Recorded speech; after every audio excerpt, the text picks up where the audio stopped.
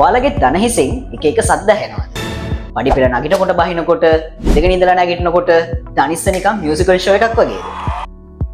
මේ ඇහෙන සද්දවලට අපි මෙඩිකලි කියන්නේ ක්‍රිපිටස් කියලා. මේ ඇහෙන සද්ද හේතු කීපයක් නිසා ඇහෙන්න පුළුවන්. ගොඩක් වෙලාවට අපේ ජොයින්ට් ෆ්ලුයිඩ් එකේ තියෙන එයා බබල්ස් පොප් වෙන එක නිසා මේ එක එක නොයිසස් ඇහෙන්න පුළුවන්.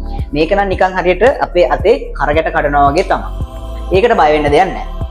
අපි සමහර වෙලාවට ඉඳගෙන ඉඳලා නැගිටිද්දී ස්කොටින් මූව්මන්ට් එකක් කරනකොට මේ වගේ වෙලාවක ලිගමන්ට් එකක්, ටෙන්ඩන් එකක්, බෝන් එකක් උඩ පොඩ්ඩක් මූව් වුණොත් ඒ වෙලාවටත් සද්දයක් ඇහෙන්න පුළුවන්. මේකටත් බය වෙන්න ඕනේ නැහැ. අපේ කාටිලේජ් ගෙවී යාමක් නිසා මේ කැප් එක හෝ මේ බෝන්ස් අතර මේ ගැප් එක ගෑවීම නිසා ඔයාලට සමහරලාට නොයිස් එකක් එන්න පුළුවන්. මේ වෙලාවට නම් ඔයාලට ස්ටිෆ්නස් එකක් එහෙම නැත්නම් පේන් එකක් දැනෙන්න පුළුවන්. මීට අමතරව මිනිස්කස් ඩැමේජ් එකක් වගේ තියෙනවා නම් ස්වෙලින් එකක්, පේන් එකක් වගේම මූවමන්ට් රෙස්ට්‍රික්ෂන් එකකුත් එක්ක ක්ලිකින් නොයිස් එකක් එහෙම නැත්නම් ලොක් වෙන ගතියක් එක්ක මේ සද්ද අපිට ඇහෙන්න පුළුවන්.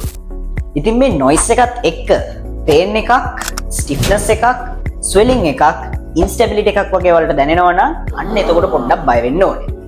ඉතින් මේ වගේ දේවල් ඔයාලටත් නොටිස් වෙලා තියෙනවා නම් බල ඉන්න නැතුව call the physio and feel the difference.